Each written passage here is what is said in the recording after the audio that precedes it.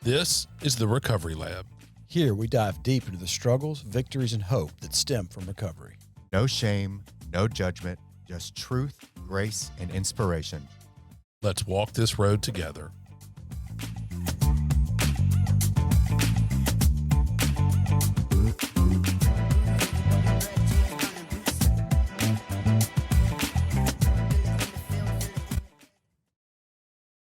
Hey guys, thank you for joining us today. Welcome back to Recovery Lab. This is episode 137.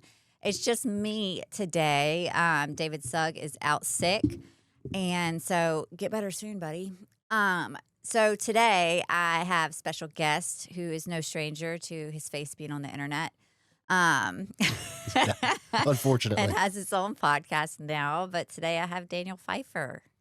Thank you, Brynn. Thanks for coming. Danny, David, feel better soon. I've been a listener for quite a while, so it's nice to be in the chair as a guest also for a change. So thank you for having me. Yeah, we were just talking before we started rolling that it's kind of a lot more pressure when you tell your story on the internet. For sure. As opposed to just like a group of alcoholics. Yeah. I actually had that experience like a couple of days, Friday. Not on the internet, but I had to speak out at UMC. And it's something we did last year. It's like this IPE event, which I didn't know what that meant until later. Interprofessional education event. And so I'm talking to all these med students. And so I'm telling them my story.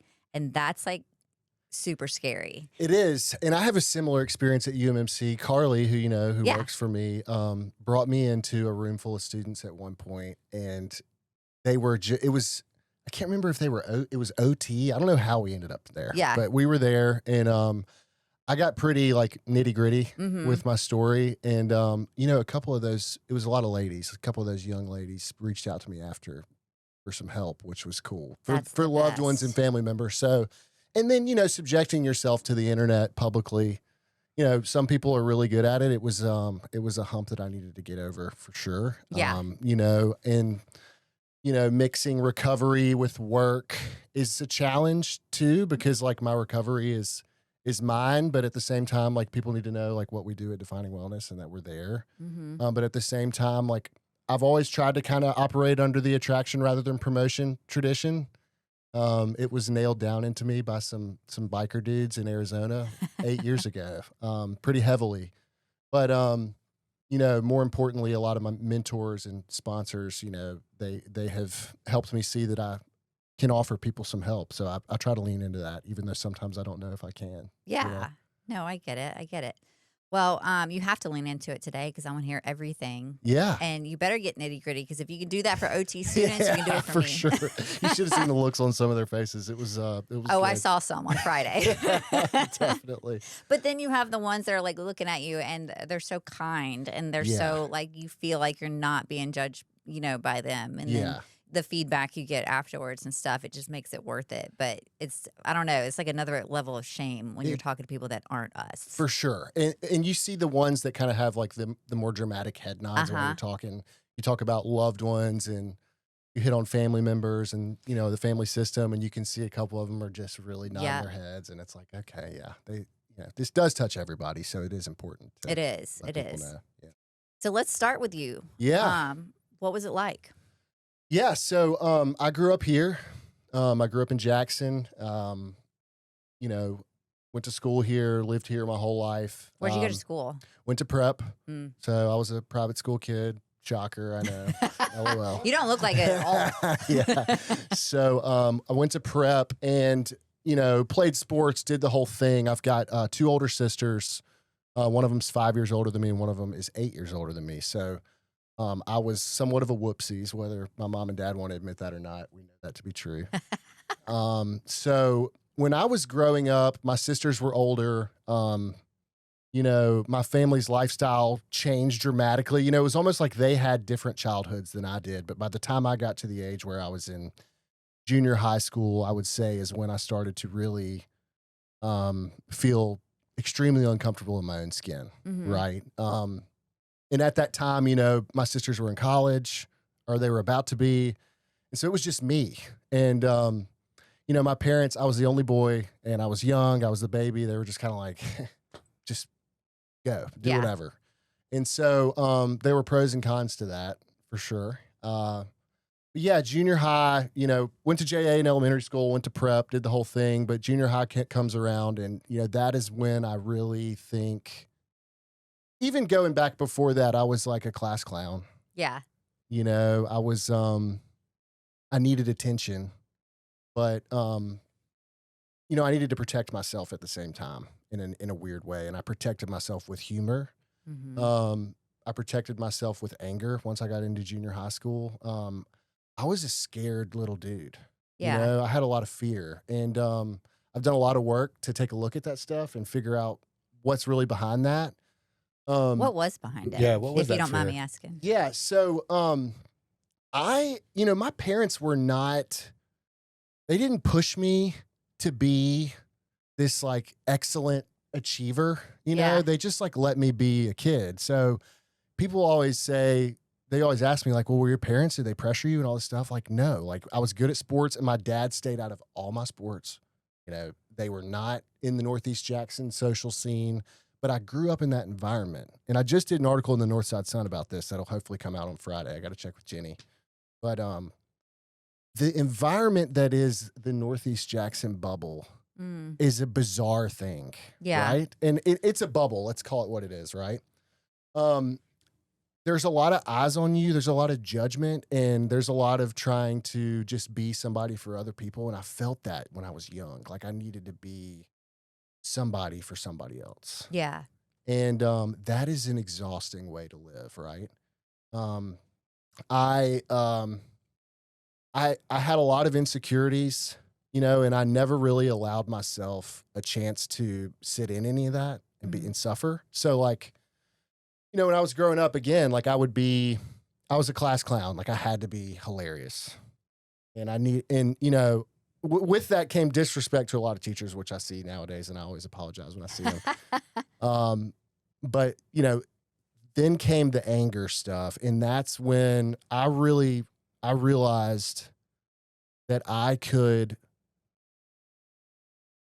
get people to back off if I needed to, right? Mm-hmm. It was like, Daniel's this chill dude, but like, don't push this button or else. Right. Like that's the way I wanted it to be designed. And that button was me protecting myself, right? Mm-hmm. And so like at the core of that, I still search for, but I do know that I spent a lot of time trying to please others. And, I didn't get that from my family. I am a perfectionist. And being a perfectionist has damn near killed me many times. Mm-hmm. I've read The Gifts of Imperfection by Brynn Brown more times than I'd like to admit. I was the kid that would do something really close to perfect, but it wasn't perfect, and I would shame myself. And so I lived in that shame for a long time, right? So then comes, junior high comes around. We started early. We started drinking. I started stealing my dad's Skull Wintergreen and selling it to kids at school. I was figuring it out pretty quick. Yeah. And, I was a cool kid. I was cool, right? And like, that was so important to me. Yeah. That was But everything. It was everything. But I didn't figure out who I was until I got sober. We'll get to that point. But like, man, and we were talking about your son earlier, like being like a 12 to 18-year-old boy is a wild place to be. Mm-hmm. You need to like assert yourself as a man at some point. And, if you don't allow yourself to feel or talk about how you feel, things aren't going to go very well. Right. Right. That was my big thing. I did not know how to communicate, and I did not know how to handle feelings, regardless of whether they were positive or negative. And so, yeah, I started changing the way I felt with something pretty quickly. Even before substances, if I was playing Xbox or running around, like I never was still. Mm-hmm. I couldn't stand to be still, because I didn't like myself. Right. Yeah. It's too quiet. Yeah, it's too quiet. I can't do this. And so, fast forward to high school, more of the same stuff, but we start, experimenting with, all the things. What was the first thing Weed for sure. before alcohol? No, well, alcohol in junior high school, Okay. blackout drinking In junior every high. weekend in junior high school. Yeah, ninth grade we were going balls to the wall. Yeah. And so we did it every weekend. We didn't really. We went to people's houses. Mm-hmm. And we went to their playrooms, and we went to their garages, or we went to the golf course where they lived or something, and we just blackout drinking for sure. Which was cool, right? The parents come in at 11 o'clock, and y'all are just be like, they must have been tired. Yeah, right. What a day they Yeah, had. yeah. So that was normal for us, and it was kind of this scene where we were, right? It was like from grade to grade, it kind of passed down. Yeah. And that even moved into when we started smoking marijuana and using drugs in high school. We used the same drug dealers as the guys 2 years older than us, and then the guys 2 years younger than us, when we left, started using the same drug dealers. I mean, these guys were sitting on a pile. Yeah. Right? It was perfect. I knew you rich kids. Yeah, for sure. Exactly. So, somewhere along the way, with the marijuana especially, like I found that it made me feel better, right? It made me be at a level where I wanted to be mentally. It made me socially feel better. So that was it. And it was daily. It was daily for years. Yeah. We started to experiment with, illicit drugs, right? From the street, all those things. And then we graduated. Mm-hmm. And then we after high school, I went to Millsaps to play baseball. I got lucky and did pretty good on my ACT. They gave me a little bit of money off my tuition. But ultimately, Millsaps was a way for me to stay comfortable in a familiar environment and like a 1 mile gated campus on State Street, which I was spending a lot of time by State Street. Mm-hmm. And so that lasted a semester. I was dating a girl that was a couple years older than me. She was at Ole Miss, and I was going up there every weekend. And so eventually quit baseball and headed north to Oxford. At this point, I am still trying to keep up with being somebody else. Yeah. Like I still don't know who I am, right? It's like I just probably disappointed my parents, but like they don't really care. Whatever. I'm gonna head to Oxford and I'll figure it out. And so I got to Oxford and met a bunch of really good people that are still some of my best friends today. And keep in mind, my class from prep, like out of our core like group of 15, we're all still alive, and 7 of us are in long-term recovery now. Oh, wow. Yes. So we were operating at a different level of you can call it partying, you can call it whatever you want, but we were all struggling really bad. Prep is enrolling right now for next school year, I think. Yeah. Just my kidding. kid goes Sorry. there. My kid goes there next year, so that'll be fun. Which is hilarious because when I showed up for his little test, Yeah. they seemed real excited to see me there. And I was like, yeah, I don't know about that, but no, I'm grateful, and I can't wait to talk about that Yes, part I of my know. story and parenting and being in recovery and things like that. But I got to Oxford, and death started to happen around me a lot in Oxford. I lost a roommate. I was dating a girl whose little sister passed away. How'd you lose your roommate? To an overdose. Oh, wow. Lost a roommate to an overdose. Yeah, in college, which was tough. It was very tough. Yeah. Toughest thing I've ever had to go through. But I didn't go through it Right. for years. Right?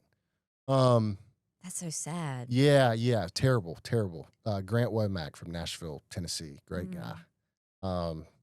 Yeah, he died of an overdose, and it shook all of us up pretty good. But you would think we would have slowed down, but we just needed to keep going. Right. And so, yeah.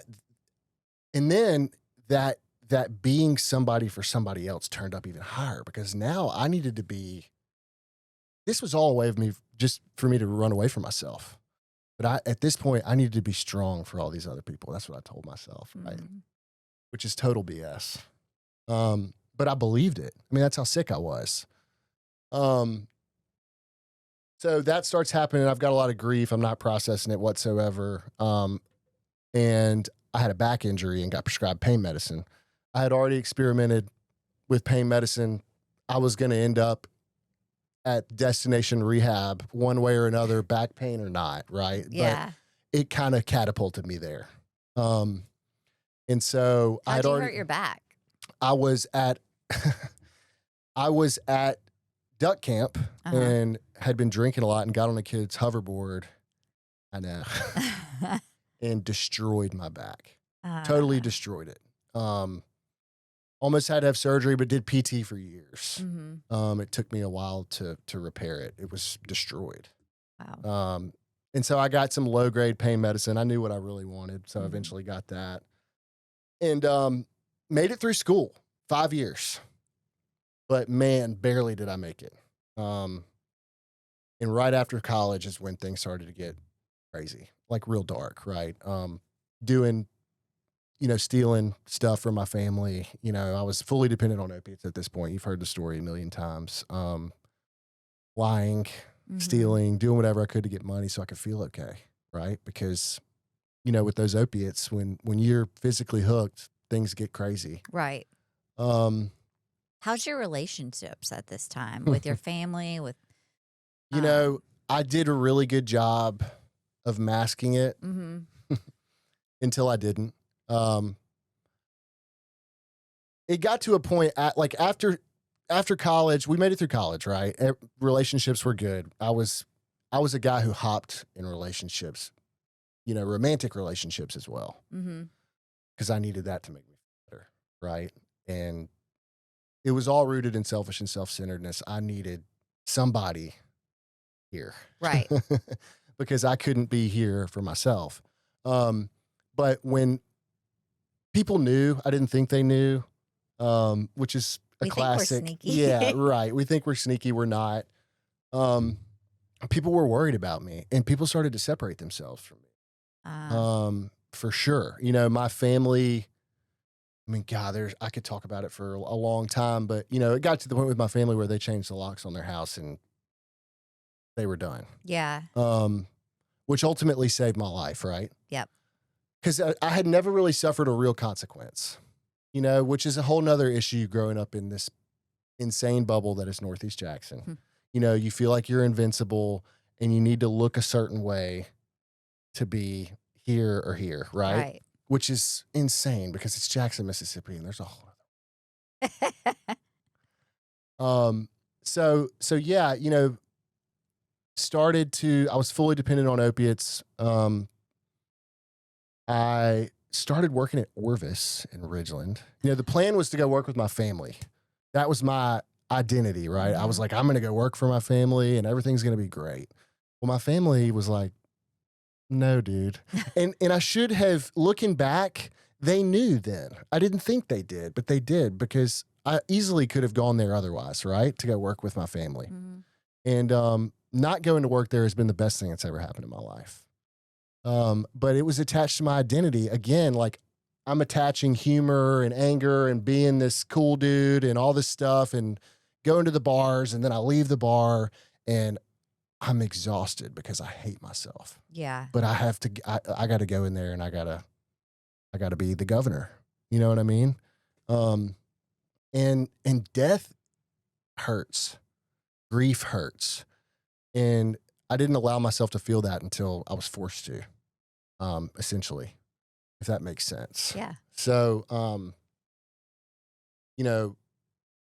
lost a couple more people, a couple more friends,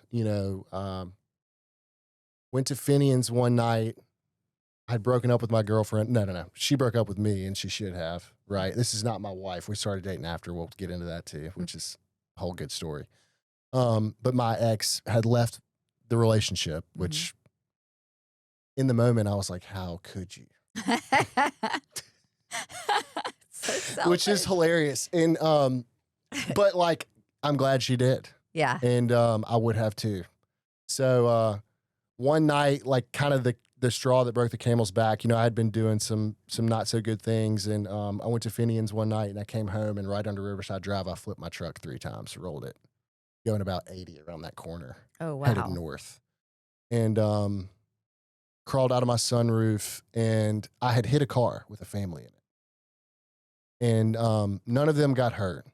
Nothing really happened, which is a blessing. Yeah. But I remember the first thing I did when my truck flipped was I needed to find where my pills were before the cops got there. Mm. So I'm crawling on my hands and knees. My truck is upside down on I-55 in the right lane. And I'm crawling on my hands and knees to find what I needed. And it's probably midnight, something like that. I did not give a damn about that family that I hit. And I still struggle with that. And I wish I could find those people. Yeah. You know, I don't remember much of that night. I remember my parents showing up and my dad coming up to me and wondering why I wasn't in a cop car because I smelled like a brewery and I looked insane. I was insane. At that point, my use had gotten so bad that I was like creating stories, you know, believing them. I mean, I was totally over the edge. Mm-hmm. I was mixing drugs. I was drinking heavily. So really, you could call it the opiates that kind of took me to that point. But I was doing anything and everything at that point. I was hustling to do what I had to do to just feel okay. And so the next morning, somebody called my parents and they were like, hey, everyone in town knows that Daniel flipped his truck 3 times on I-55 because it's Jackson. Mm-hmm. What do you know? And they were like, this is what we've heard your son is doing. You know, we've heard that he's taking these oxys and that he's addicted to opiates. And my parents at that point, mind you, my sister, let me replay. My sister's in recovery at this point, my middle sister. Oh. Uh-huh. And so they had been through it with her. Okay. And I missed it. That's a huge part of the story because she started going to treatment when I was like 18. Okay. She got sober at Haven House in Oxford. I was a freshman when I was 18. I remember when she graduated, I went there with my family and I remember looking around and I remember thinking, how does it get to this point? Ah, wow. Yeah. Funny how that works, right? Y'all were so stupid. Yep. And so, you know, fast forward, 5-6 years later is when my summer camp started going to summer camp. That's what I like to call it. But yeah, so somebody called my parents and told them what was going on. And then they realized, and fentanyl was just now, it was around, but it was just now you were hearing about kids that were overdosing. Right. And I was using it, you know, I was getting pressed pills and I knew what I was using at one point, you know. And I was spending a lot of time in some very dangerous areas with some very dangerous people. We can leave a lot of that stuff out, but yeah, I was done in their eyes, not mine. So they sent me to treatment for 90 days. I was 23 years old. I completed 90 days. Shout out to St. Christopher's in Baton Rouge. Amazing place. I just needed to get off the pills, though. I did not need to stop drinking. Mm. So I go to treatment and I get out. I come home and, you know, everybody's walking on eggshells. They're proud of me and all this stuff. And, you know, I had relapsed within a couple weeks of being back. But I started drinking. Took me back to the exact same place. And I was intervened on by Carver and the whole Jackson crew. You know, everybody that's colleagues now were kind of in on helping me at one point. So that's a pretty cool part of my story. And I'm going to get to the solution. So just bear with me. So yeah, at that point, you know, I had started dating my current wife. Mm-hmm. And she had a close family member who got sober at Copac in 2011. And so Summer had a soft spot or understanding of what recovery can look like for a person and how, you know, a spiritual awakening can change somebody's life. Mm-hmm. And so we were dating, and I know I'm bouncing around. We were dating, and I had gotten out of treatment, and she moved to West Palm Beach while I went to treatment. Came back to Jackson. We started hanging out again. She moved back from West Palm. She was there for 90 days. She hated it. She's Brookhaven, Mississippi. She was like, what am I doing in West Palm Beach? She wanted to come home. What was she doing there? She's a speech therapist, so she was doing travel speech. Okay. Yeah. And, so I come home from treatment and I reach out to her, and she's boundaried up pretty good at this point. And then I relapse and I go to treatment for 6 months at Prescott House in Prescott, Arizona. Long-term, gender-specific, life skills, good treatment. And while I was in treatment there, I got to work through everything that I had avoided my entire life. And, I figured out who I was. And I didn't really care what anybody else thought for the first time in my life, which was the most freeing feeling I've ever had. We did some psychodrama groups where that roommate that passed away, I got to bury him with my buddies in Arizona in group in a national park, in the forest. I got to process all that death. I got to process all that shame. You've been in long-term treatment, you know how it goes. And for the first time in my life, and this is not, a shot at any of my buddies that I've been buddies with for a long time, but for the first time in my life, I really understood what it was to be friends with others in true relationships, right? I never knew what it was like to let somebody love me unconditionally. I never thought I was worthy of that. And sometimes I still feel like I'm hard to love. It's a challenge for me. It is. And it's part of my disease. And that, I have tools to work through that. Right. Right. I'll be the first in here to tell you that just because I've been sober for 8 years doesn't mean this stuff goes away. But anyway, 6 months of treatment, came home, fully immersed myself in the recovery community in Jackson. Everybody in Arizona was like, dude, if you go home, you're going to die. Don't go home. Which history shows that's probably not a good idea, right? Right. But I came home. I did sober living for 6 months. I volunteered with Randy and Paxton on a daily basis. Paxton still has a bounced check I wrote for a big book at the central office on his bulletin board. Yeah. Which is the best bounced check I've ever written. Uh-huh. But that's funny. Yeah. He still gives me a hard time about it. I still owe him some money apparently, but sorry, Paxton.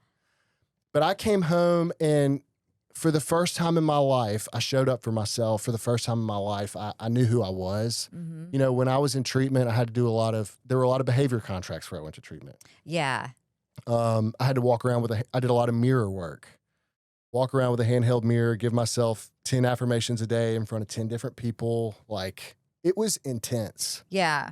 But man, I needed it. I couldn't look at myself. I had pushed everybody in my life away. I had stolen from my family. No one trusted me, and I was a disaster. I needed so much of that too when I was in treatment. Like it became so much less about like the alcohol and the drugs and stuff. It was like the things that made such a big difference was that like high accountability of how I was like showing up in these different behaviors. You know what I mean? For sure. I needed people to tell me I was screwing up, and I could understand that they still love me. Yeah. Like that was a foreign concept to me. Yep. And that's what that treatment was designed to do. It was designed for people that were just like me. And I'm incredibly blessed and lucky to say that everyone from my core group that went to long-term treatment is sober. We are still in a group text together, which we lost a lot of guys, in other groups and that were with us in treatment. But our core group everybody's doing great, and that's a blessing. So, I think like it's hard for me to explain that feeling. Like I can remember getting there. I can remember the shorts I was wearing, the shirt I was wearing, and I can remember coming off of everything that I had been on. I felt terrible. I remember breaking. Like, how long did it take? It took me about 2 weeks. I had put on the facade for like 2 weeks when I got there, and then like at some point, God was just like, "Here you go." And I remember the chair I was sitting in, you know, I broke and I surrendered in that moment. You know, there was no burning bush. And, you know, my story doesn't involve a bunch of crazy crime or anything like that. Right. I'm just a dude who grew up never knowing who I was, incredibly uncomfortable in my own skin, and who found drugs and alcohol as a way to be okay for long enough to the point to where I couldn't do it anymore. Yeah. I lost people, which is, you know, part of everybody's story. So there's not really any uniqueness with my story, but the commonality with probably most drug addicts and alcoholics is that, you know, my life became completely and utterly unmanageable. And I had no spiritual connection. I had no accountability. I had no community. I had no routine. And I learned all that at Prescott House. So I came home, like I said, fully immersed myself in the program. Gary Watts, who is a dear friend of my dad, gave me a job selling fiber internet to commercial businesses around Jackson. He was very well aware that my real job was to stay sober one day at a time when I came home. So it was not stressful. He was very patient with me. Yes, it was sales. I had a little base salary, but I was in sober living and I was going to meetings and I stayed sober and I started to sponsor people. I kept going to meetings and then I had this finance degree. By the way, let me jump back to Summer real quick. Okay. Because this is important. Summer's experience with her family member, in combination with her experience with me, you know, she worked with the family program where I went to treatment, right? I mean, we were dating. They didn't have to do that. Yeah. You know, they were like, dude, what? Like, what are you talking about? But they did. And Summer and I learned how to communicate with each other remotely for 6 months, really. And when I came home, she held boundaries. She did. My family held boundaries. My entire support system held boundaries. Thank God. Thank God, because for the longest time they did not. Right. And again, I say this, and we treat a lot of people at DW who don't have that support system anymore, which is a whole nother can of worms, right? You know, that's what community's for. I was blessed to still have a little bit of support left on its last leg. And they did their own work. And, you know, our relationships across the board today are amazing. You know, we learned how to communicate and respect each other. We did. And so, anyways, I was working for Gary. I had this finance degree. So I started working at Morgan Stanley and then went to Trustmark, and I was doing financial planning in the private banking department, which sounds fancy, but it's really not. I don't even know where that room is. Yeah, I was in the Bellhaven, but and I was with some really good people, and it was important. But COVID happened, stopped seeing people, seeing clients, and all that good stuff, and you know, all these moms at this point, I had been sober for a few years. All these moms start calling me, Daniel, my son's doing all these blue pills, and I don't know what they are, and you know, how did you stop it? What did you do? And you know, I'm sponsoring people, I'm going to meetings, and I remember that day. I remember that day sitting in that office and saying, this is not what I'm supposed to be doing. But at that point, I had no real idea what working in treatment even looked like. You know, so I called a couple buddies of mine that worked in the field, and I was like, hey, you know, I want to get married. I want to have a house. I want to do these things. Like, can I make enough money to make that happen? Because I really did not know. Right. I mean, genuinely did not know. And they were like, yeah, absolutely you can. And so that's when I showed up at Defining Wellness, you know, about 4 years ago. I'd been sober for 4 years, and I took a huge pay cut. I pulled into that gate, and I met those people out there, and I felt that facility, and I have not left since then. And things have changed drastically out there as well. But I got to a point where I needed to make a move. I needed to do something that fueled me. And I asked myself this question. I said, what is the only thing and what is the only reason that I have anything good in my life right now, and it was my recovery. That was the answer every time. And so,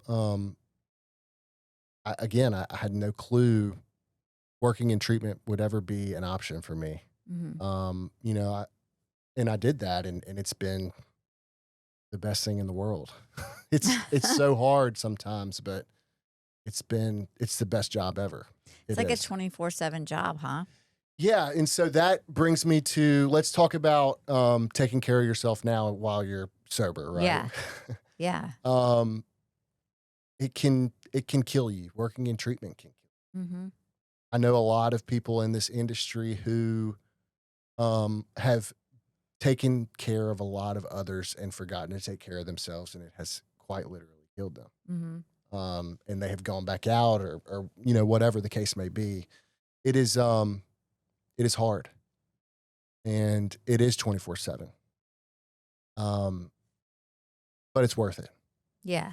And you know, my biggest thing has been like, you know, I remember when I first started, I had a buddy of mine in Colorado call me, and he was like, "This is not your recovery.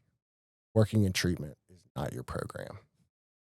And he was right, because I started working in treatment and my meetings started to kind of slack off a little bit, and I was sick. Yeah. You know, I was not well. I was not fun to be around. I was restless, irritable, and discontent. Let's call it what it is. And so I learned that quickly, and I see it happen all the time, all over the country. You know, in a way, you almost get high off of helping others in a weird way. Yeah. And it can be selfish too. You know, like, you've got to watch out for that. It's like,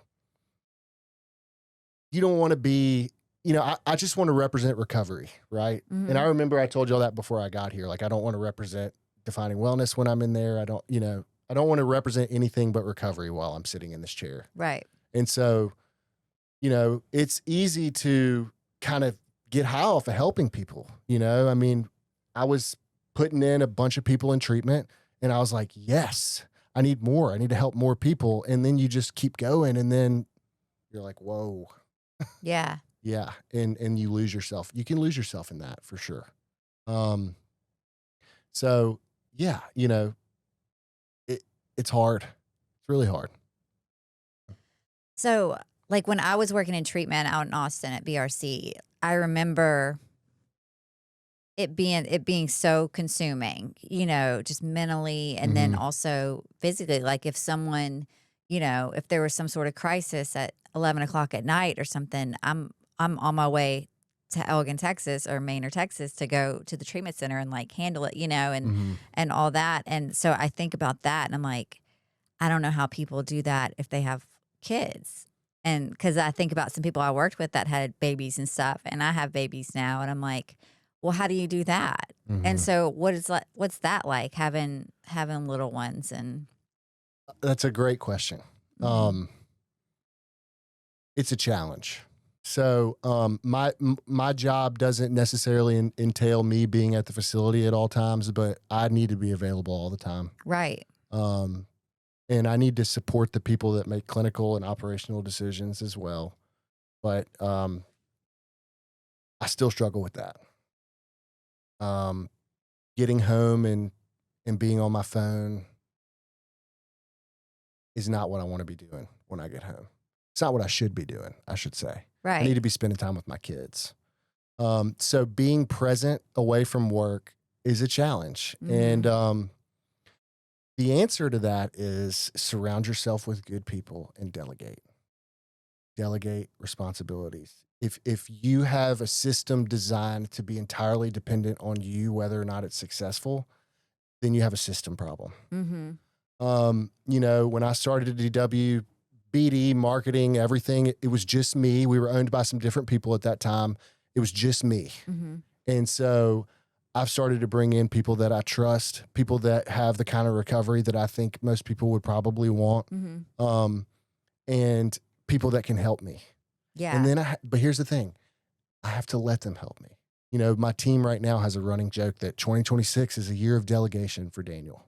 You know, like, it's a joke. Like, because I wondered that because if you're like a perfectionist, doesn't it seem like you would be the only one to be able to get the job done perfectly the way you need it for to? sure. And so like that's control. Mm-hmm. It's trust, but it's faith. And so I trust those people, but when you feel like and I don't want to say I've created anything, I mean, we've all created it together, all the good stuff that's going on out there and the changes that have been made, but it's like, it feels like your baby. Yeah. It's like you have a 6-week-old newborn and it's your first kid and you're like, all right, we're going to go to dinner and call this babysitter. It's hard. It is. Yeah. It's hard. And it's not that, the babysitter may be a NICU nurse, Right. she may save lives on a daily basis, but it's just something inside of you. And again, there is some control there. Mm-hmm. There is some trust there, but ultimately it's something that is so important to you that it's hard to give that away. But I have done that and it has changed the way I work, and it has changed. I can get out of the weeds and focus on things that are higher level, right? Bigger picture stuff. If I'm in the weeds doing a bunch of admin stuff and, I got to schedule this and do this and I got to go here, I got to be on this plane to go here, whatever. I don't have time to think about what we're really doing. Right. How do we help more people? Period. End of story. That's my job. How do we expand access to care and how do more people come into the gate at Defining Wellness? Not because we need to make money. Of course we do, right? We have to make money. We're a business. But how do we let more people know the good things that are going on out here so they can walk through these gates and have a second chance, maybe a third chance, maybe a 10th chance? I don't know. How do we do that? And if I can't focus on that, then I'm doing a disservice to recovery, to Defining Wellness, to treatment, whatever, And so that's been really hard. Mm-hmm. Like I said, really hard. To the point where a couple of my team members have called me before and been like, man, you look tired. You sound tired. Let us help you. Yeah. And I've had to let them help me. And it's been amazing. Still hard, Mm-hmm. but it's been amazing. What's some things that, because me and you can be pretty judgy towards other treatment centers because we got the best of the best where we went. What are some things that you wish other treatment centers would do better? We've had this conversation a lot, you and I. We both come from like a gender specific, long-term, Mm-hmm. highly accountable background, and Defining Wellness is different. So even my own opinions about abstinence-based recovery, my own opinions about what treatment should and shouldn't be, have changed as I've come into the industry. It took me some time to get there, we couldn't watch TV until Saturdays, and then we still had to put in for that. Like we had to write on a pink slip, like, did we behave well enough to watch TV on Saturday? It was a big deal. Yeah. And at DW, it's like after programming, they've got TVs in their rooms. Mm-hmm. Like it's totally different. So it took me a little bit. Is it hard? Yeah, for sure. It is. It is for sure. But you know what? We can't control everything. Nope. And it still works. Yeah. It still works. And you know what? Same thing with MAT, same thing with Suboxone and all this stuff. I'm an abstinence-based recovery guy, but I do believe that MAT does save people's lives 100%. I've spent a lot of time talking to a lot of physicians about that, so I can hear it from their side. But at the same time, I've got buddies who, in 6 months have overdosed 3 times and had to be Narcaned. And, guess what? We just need to keep you alive for a little bit. And so that took me some time to get to that point, But as far as other treatment centers go, I feel like one thing we do really well is we humanize ourselves.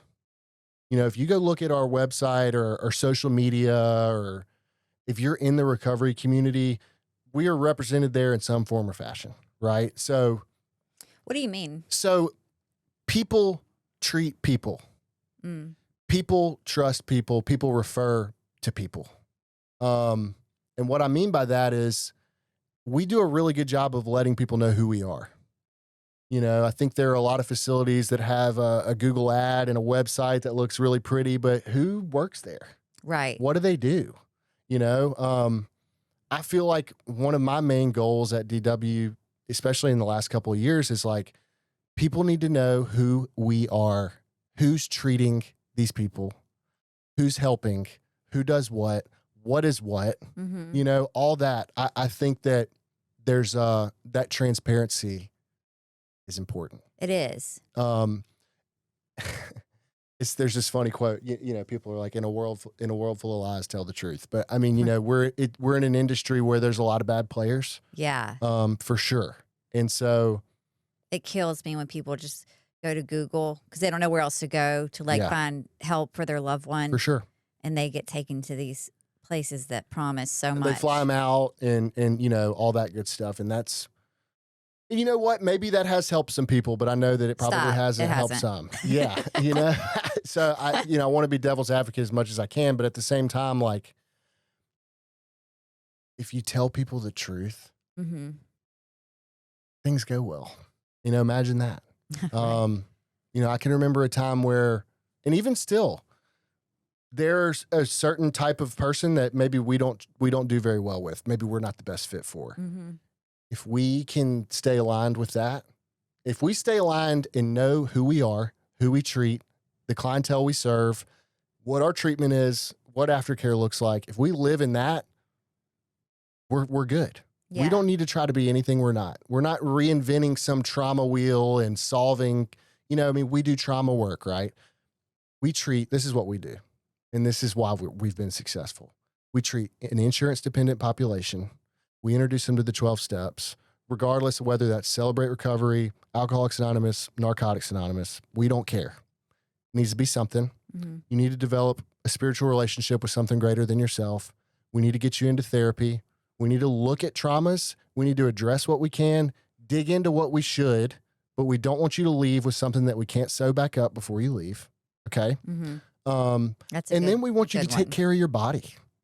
You know, it's holistic treatment, insurance dependent holistic treatment with an introduction to the 12 steps and intentional aftercare planning. That's what we do. That's what we're supposed to do. That's what this region needs. Yeah. And that is the need we meet. Are we perfect? Hell no. It's impossible. You know, we're a big campus. We got 100-something beds. It's impossible. We're going to make mistakes, but we can own them. Yeah. And we can let people know that. And there's so many misconceptions about what treatment is supposed to do for your loved one and what it's not, you know, but ultimately that's what we do. Mm-hmm. And we do it really well. And if you have an eating disorder and we're aware of it on the front end, you're probably not going to come to Defining Wellness. You know, if you have a primary mental health situation, maybe you smoke a little bit of weed, but, you know, you're psychotic, whatever the case may be, probably not going to be a good fit. Mm-hmm. Now, that said, we are dual diagnosis and we can treat co-occurring. And with the drugs that are on the market right now, with all the synthetic stuff and everything that comes along with it, people's mental health acuity is up a little bit, Mm-hmm. right? So we do treat people with mental health acuity, but there has to be a substance abuse component, period, end of story. Right. And that's who we are, right? Now, to go back to your question earlier about other treatment centers, you could call them and they could say, we do sex addiction, gambling addiction, substance abuse, mental health, eating disorder. You know, they say they do all these things, right? Mm-hmm. And maybe they do. Chances are they probably don't. But that's what we do. And we communicate that to people. And I think that people are dying. Yeah. People are dying. Period. End of story. And if we're not out there telling people the truth, then what the hell are we doing? You know, there was a time where, you know, our reputation maybe was struggling in the community. I'll just say it, right? Years ago. Still probably struggles sometimes, right? Because it's a small town, but let's just call it what it is. You know, there was a time when our reputation was struggling a little bit, and I knew what we were good with and I knew what we weren't good with. And I told people the truth. I remember walking into St. Dominic's. Heather Kent is our executive director. She was at St. Dominic's. And I remember going out there, and we had kind of botched a case that they had sent us about 3.5 years ago. And I went in there, and, you know, a lot of them, they just want their food. They want you to just give me the pamphlet, give me my food, and get out, you know? But I went in there with some intention of like, all right, let's address the elephant in the room. We botched this. You know, nobody's life was in danger or anything like that, but we screwed something up. Mm-hmm. And so I went in there and took accountability for it. And then I said, if you have this person again, you do not need to call me. Or you can call me and I will get them somewhere that's more appropriate. And, you know, I was shocked because, again, I was new. Mm-hmm. I had never done this before. Like, I'm just a sober dude who works in treatment at this point. But, man, every single one of their eyes got this wide. And they were like, you know, they didn't expect it. Right. There was another instance in a very well-known, very respected group of clinicians and physicians in town who kind of had a bad taste in their mouth. I never called on them once for a couple of years because I knew that they weren't going to send us people. So I'm not going to waste your time, and I'm not going to waste mine either. Right. But I did go in there eventually after some things had changed. And I remember sitting down at a table, this huge table, all of them were there. And I was like, man, and I knew these people personally, right? So they were all like, Daniel, I love you. But, you know, they were like that for a while. Yeah. And I remember going in there and I almost cried because I was so excited to be in there because they're good people and they're really good at what they do. Mm-hmm. And we need to be working together. And so that's what we did. And now we do work together. So I answered that in about 30 minutes. I had a lot of coffee this morning. It was great. It was good, though. But yeah, you know, people treat people, people refer to people. You know, mm-hmm. Yes, we are defining wellness, but we are a group of people that deeply care about helping other people. Yeah. That's it. What are a couple of groups that you offer that you just get really proud of and wish you could shout from the rooftops? Like, guess what we did? So number one, you know, we've got the wellness lab, which is super cool. We do the cold plunges and we've got all that fancy stuff, which is awesome. And in itself, it does not get people sober, right? But that in combination with the core of our program, which is the clinical modalities and the 12 steps, does. But what we really do that's cool is we have an equine group for service members and veterans. Mm. That is spectacular. It is a trauma group run by Tim Rissler. I don't know if y'all have had Tim on the show or not. Not yet. I thought we had. Why does that sound familiar? He owns Equine Healing Solutions. You've met him before for sure. Okay. If you've been to one of Ruth Ann's dinners, you've met him. I think I met him at Topgolf. Yep. Ponytail. Okay. Yeah. He's the man. So,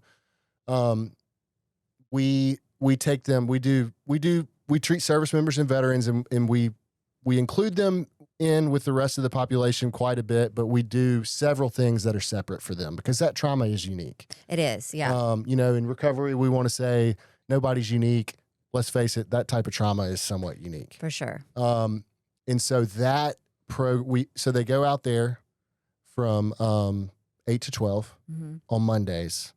And then Tim has it designed where they come back and then he lets them sleep on it. And then he comes out for a process group the next day. And so I have gone and seen it. It's spectacular. So that excites me. You know, just when you pull into that place, you've been there. Yeah. You just like, something about it. Go back to Copac, right? When you're talking about decades of healing, I bring people in the industry that are from Brooklyn, California. They went to Copac. Yeah. And then they come and they see it and they needed to take a second.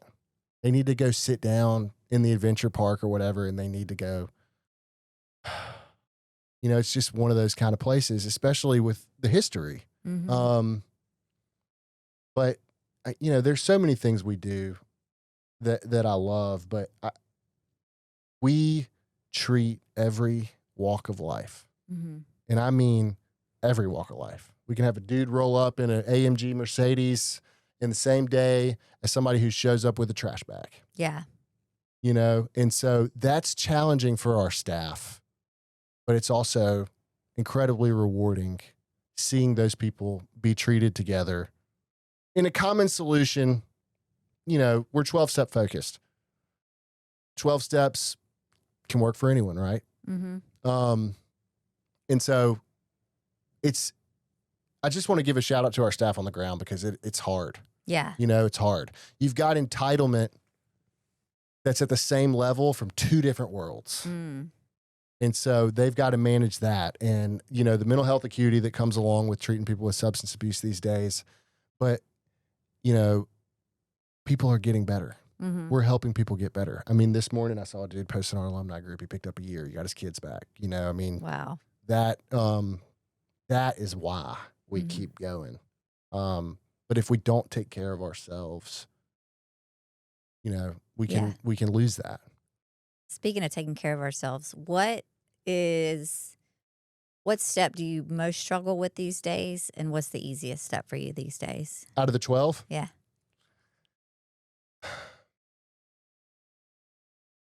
The easiest step for me these days is 12. Mm. The hardest step is turning my will in my life over to the care of God as I understand him every day.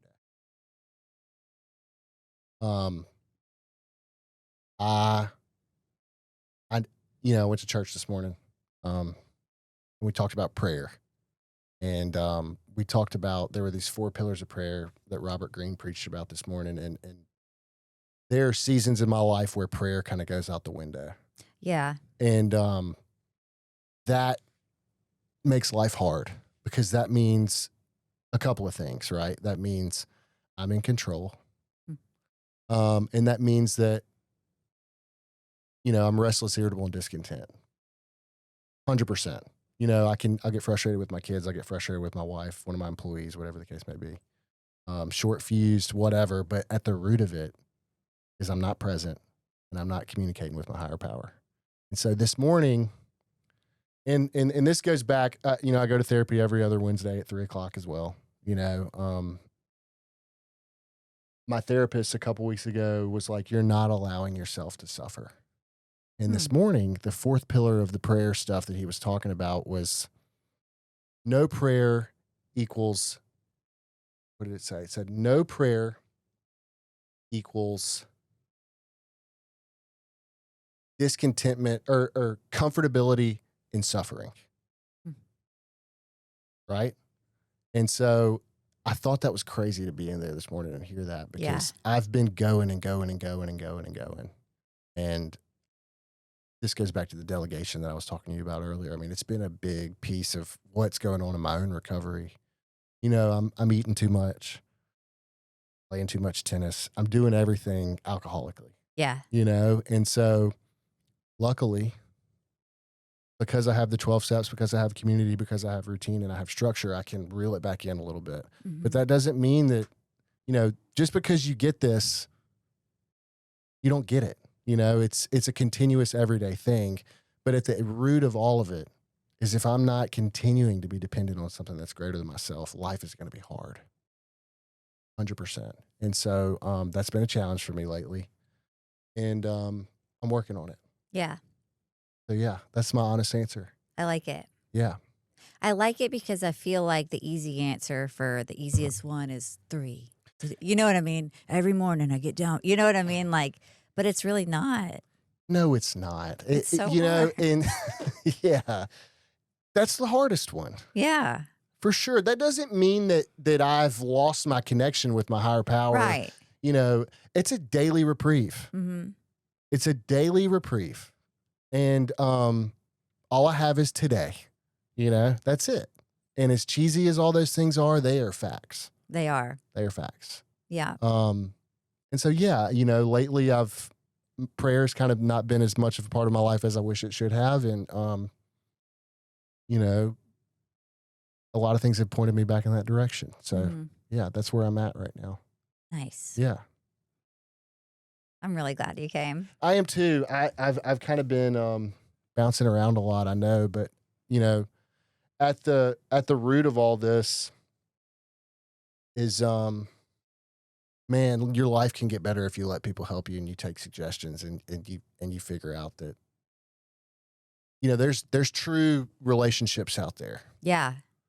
You know, not people that need anything from you, not you needing anything from anybody else. There are groups of people out there who are waiting for you. And there's a seat saved and there's no judgment. And your life can get better and you can learn to love yourself again. Or maybe for the first time. First time. Yeah. You know, it took me a long time to even look at myself in the mirror, let alone say that I could genuinely show up for me. Mm-hmm. And so, yeah, showing up for others for a long time is how I eventually got to a place where I could show up for myself. Quote that. Does that make sense? It absolutely makes sense. You know, until I could develop a relationship with my definition of a higher power, the group of guys that I got sober with was my higher power for a little bit. You know, I mean, you don't have to commit to doing something for the rest of your life. You know, I'm working with a young kid in town right now, and he's like, man, I can't commit to never drinking again for the rest of my life. And I'm like, dude, nobody's asking you to do that. Yeah, please don't. Yeah, that's a lot of pressure. It is. So yeah, it's possible. Yeah. You know, community, accountability, structure, spirituality. That's my recipe. And sometimes it works really well, and then I take the reins, and sometimes it's hard. Mm-hmm. But I don't have to drink or use today. And real quick, I know we're like at an hour.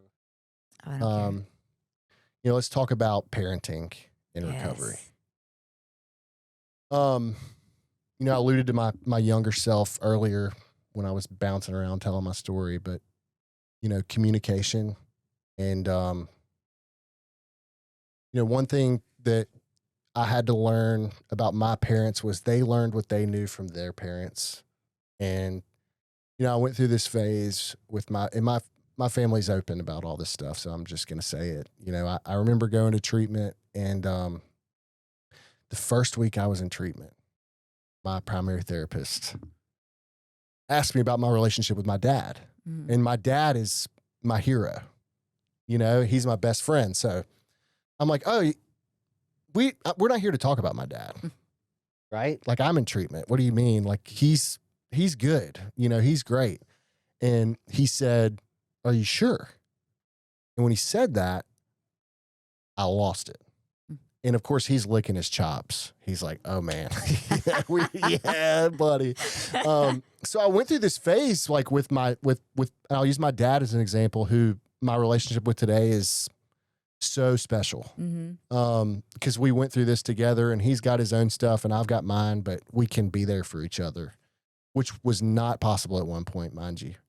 So I went through this phase where I was like, okay, you know, screw him. You know, I love him. He's my hero. Screw him. And then it's like, you kind of have to go through this process where I got to the point where I was like, okay, let's look at his life.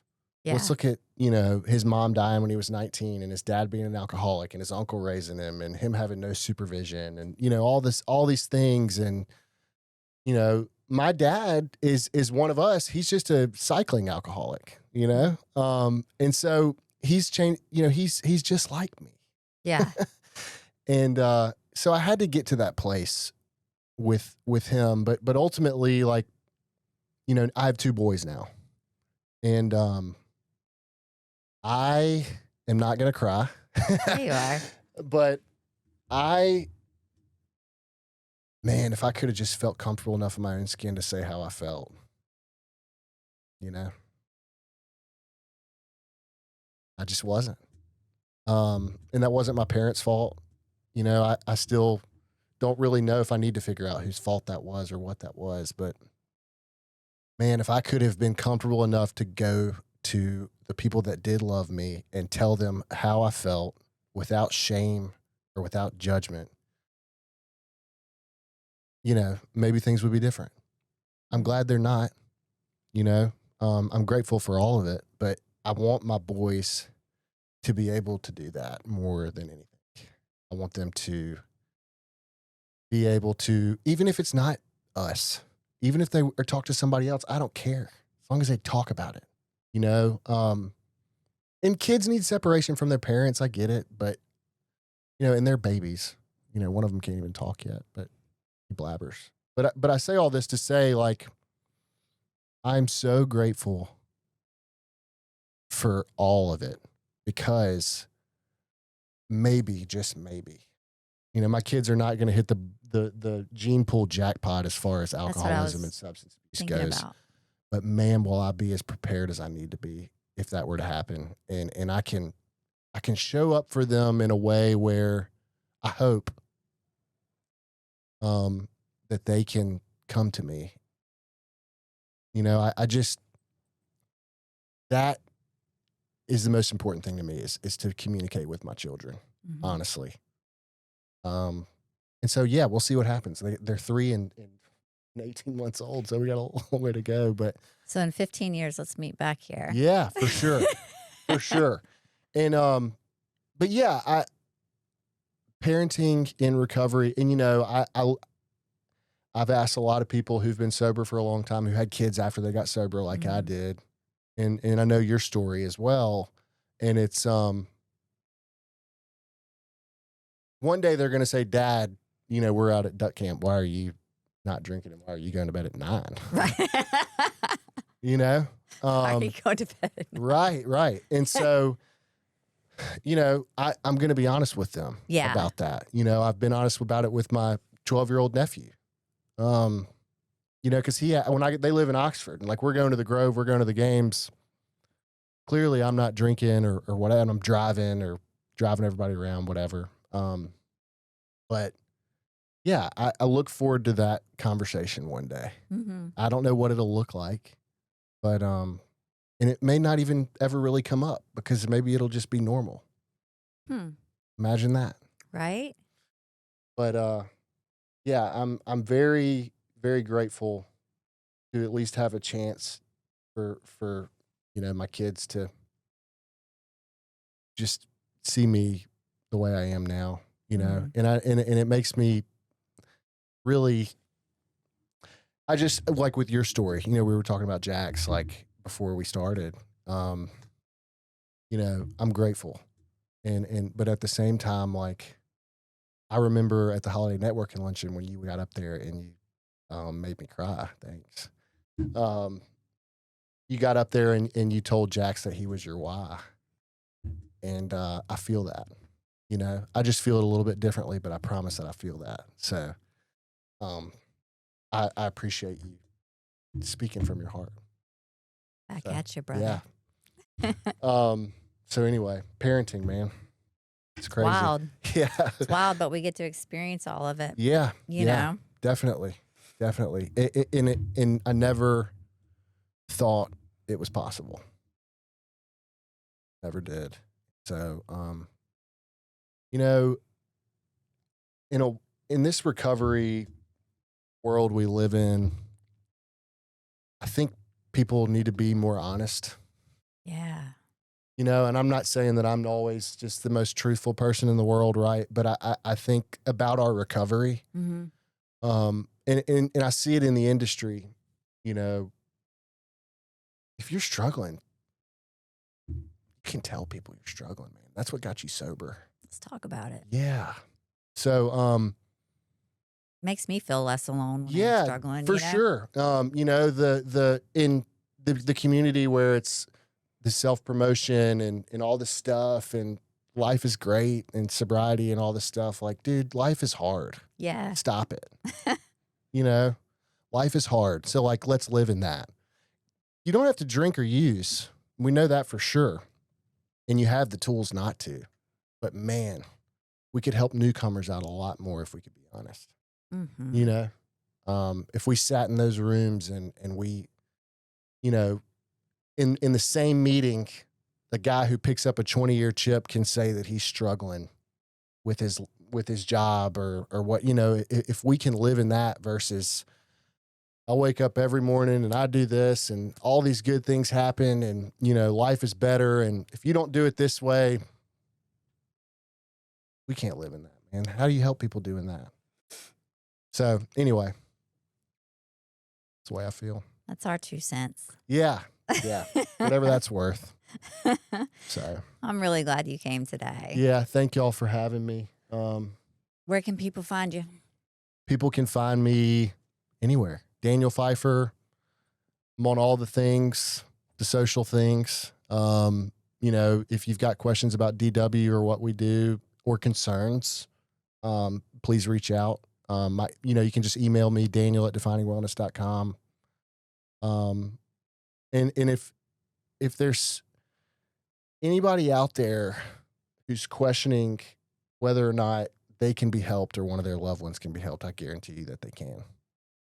And I'm not saying that it's going to be us or me, but we've got to transition as a community into supporting each other more when we're struggling. And so there is help out there. There's tons of resources. There's affordable resources for families. There's affordable resources for anybody. And so, you just got to get to that place where you can just be vulnerable just enough, and ask for help. You never know. You might just get it. You might. All right, guys. We'll see you next week.